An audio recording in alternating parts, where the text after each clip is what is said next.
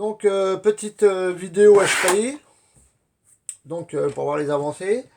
Donc j'étais passé du coup sur un châssis Flux il y a une dizaine d'années. Donc avec un slipper en 44 dents, une boîte de réduction et deux clamps pour le moteur.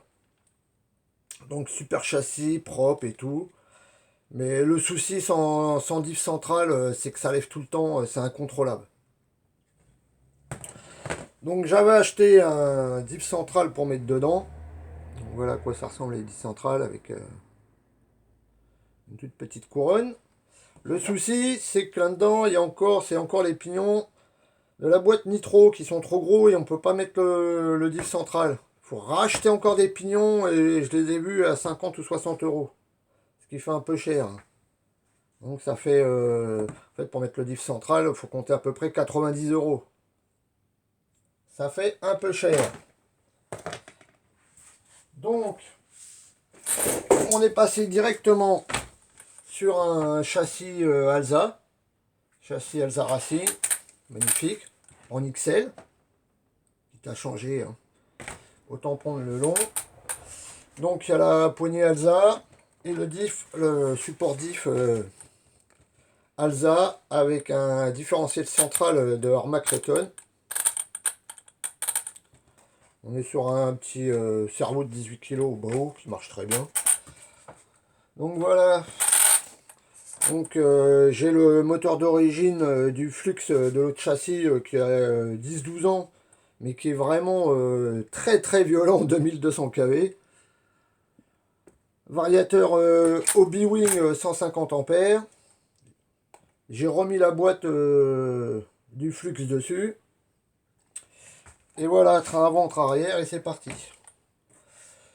Donc on a laissé pareil les amortisseurs d'origine. Tout est d'origine, à part le châssis, le diff central et la poignée. Donc super véhicule, beaucoup plus agréable à rouler avec le diff central. C'est beaucoup moins violent. Bon, ça lève quand même. Hein. Donc moi je roule comme d'habitude en 4S. Je suis pas adepte du 6S. Donc je l'ai pesé, on est à moins de 6 kg.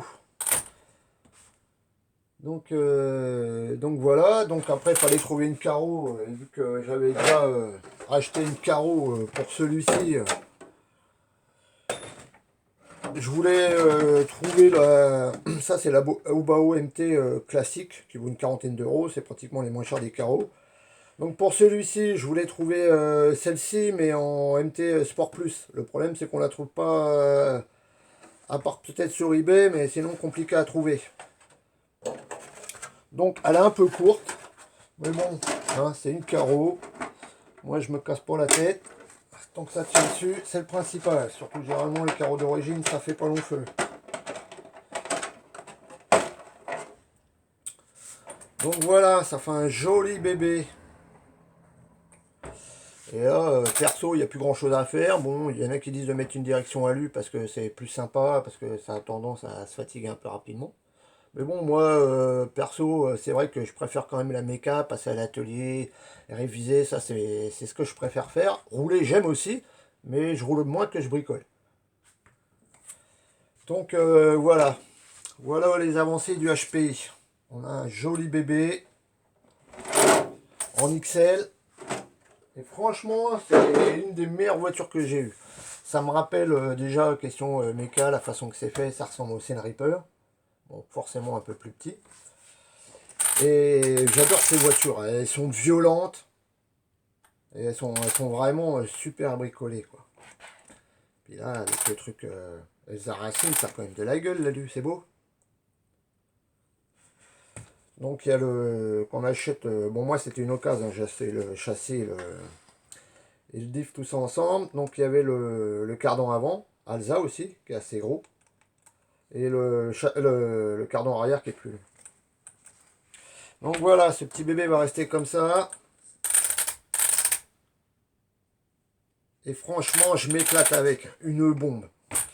Je ferai une petite vidéo d'essai où vous allez voir comment ça roule. C'est carrément puissant. Donc voilà, avancé HPI, il est fini, on n'y touche plus. Plus qu'à rouler, à s'amuser avec.